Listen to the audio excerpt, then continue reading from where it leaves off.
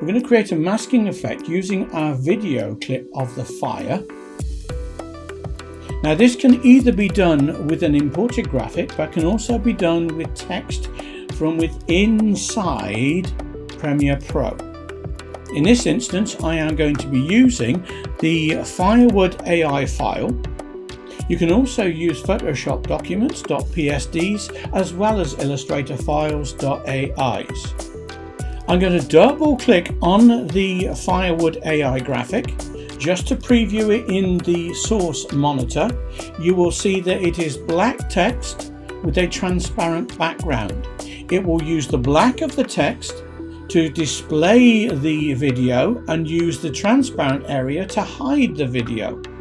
We're going to drag the Firewood AI onto the video track V2.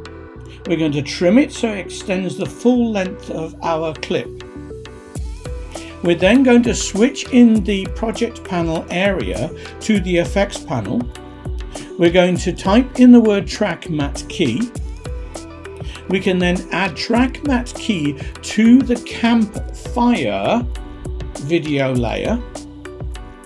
If we then switch to our effects controls, we can see that we've applied a track matte key to the campfire video.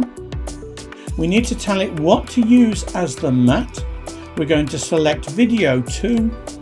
This will then display the video with inside the text of our Illustrator graphic throughout the whole length of the clip.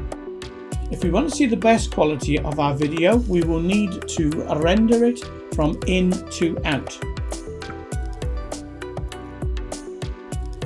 You'll notice that the red line goes to green. We then have the full rendered version displayed in our program monitor.